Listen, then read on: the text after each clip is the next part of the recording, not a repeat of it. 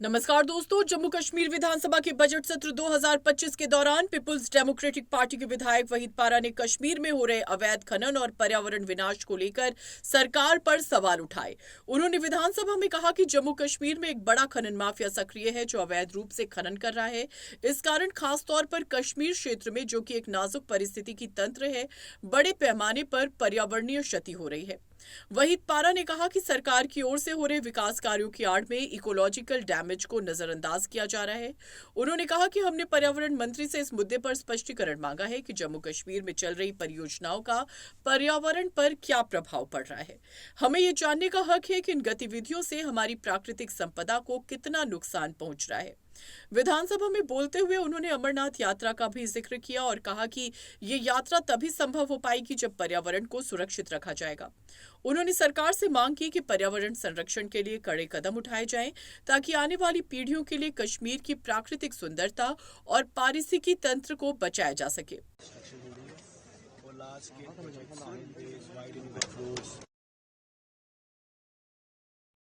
रही है और नए प्रोजेक्ट्स इंडस्ट्रियल पॉलिसी में लिए गए हैं लोगों से, क्योंकि पॉपुलर गवर्नमेंट नहीं थी और we are a fragile ecology. जैसा आपने देखा कि एक ड्राई स्पेल विंटर में रहा, उसके साथ साथ जो वाटर टेबल है वो बहुत डाउन हुआ है और सॉइल सैंड और लैंड माइनिंग, अगर आप स्टोन माइनिंग देखेंगे, सबसे ज्यादा जम्मू और कश्मीर में हुई है पिछले सालों में। There is a huge mafia which is doing mining in Jammu and Kashmir और इस माइनिंग की वजह से, लार्ज स्केल डेवलपमेंट की वजह से, there is a large scale destruction happening in Jammu and Kashmir state, particularly in Kashmir region, which is a very fragile ecology.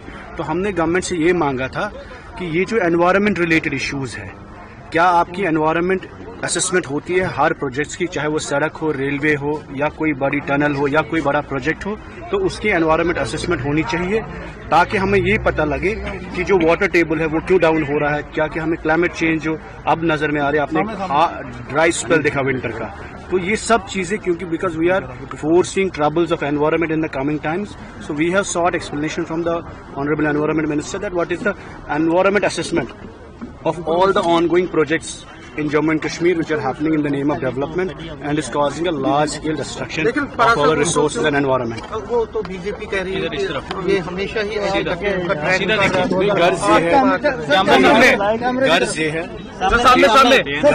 गर्ज ये है कि यात्रा या टूरिस्ट जो लोग जम्मू कश्मीर में आए उसका फुटफॉल कितना होना चाहिए, कैसा होना चाहिए, ताकि वहाँ जो ग्लेशियर्स है या जो हमारे फ्रेजाइल इकोलॉजी है वो इरोड ना हो जाए, नुकसान ना हो जाए। देखिए, यात्रा भी एक ऐसी चीज है तब चलेगी जब ग्लेशियर्स रहेंगे, जब वहाँ पे आइस रहेगा, पानी रहेगा।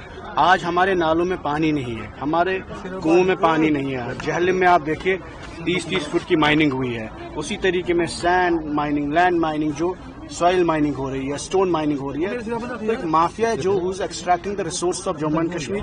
What we are saying is that there should be environment assessment of everything which is happening in the name of development. Supreme court guideline भी है दैट